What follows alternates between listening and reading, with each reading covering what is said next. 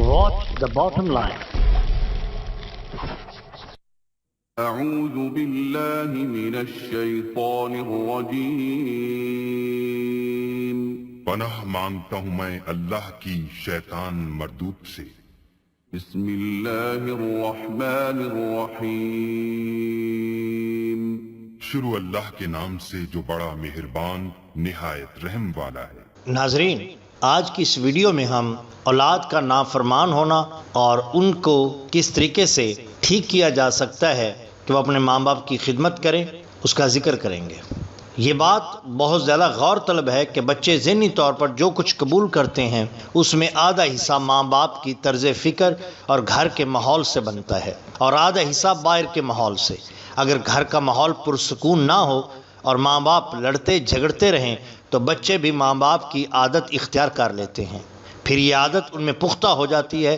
پہلے بہن بھائی آپس میں دست و گریباں ہوتے ہیں، پھر ماں باپ سے لڑنا شروع کر دیتے ہیں، کیونکہ ماں باپ میں ذہنی ہم آہنگی نہیں ہوتی، اس لیے وہ بچوں کی عادت پر چشم پوشی اختیار کرتے ہیں۔ نتیجے میں بچے گستاخ ہو کر نافرمان ہو جاتے ہیں، اور ایسے ماں باپ جن میں ذہنی ہم آہنگی ہوتی ہے یا اپنے مسائل کی تلفی کو اولاد کے سامنے ظاہر نہیں ہونے دیتے، ان کی اولاد ماں باپ کی خدمت گزار ہوتی ہے۔ بیجا لاڑ پیار یا بات بے بات سختی بھی بچوں کو باغی بنا دیتی ہے۔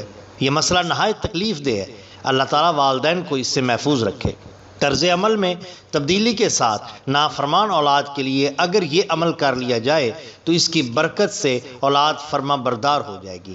رات کے وقت بچہ یا بڑا جب گہری نیند سو جائے تو سرہانے کھڑے ہو کر آپ نے یہ ایک مرتبہ صرف دعا پڑھنی: بسم اللہ الرحمن الرحیم بل ہوا قرآن مجید فی لوح محفوظ۔ ماں یا باپ اتنی آواز سے پڑھیں کہ سونے والے کی نیند خراب نہ ہو۔ عمل کی مدت جو ہے وہ 11 روز اور زیادہ سے زیادہ 21 روز ہے۔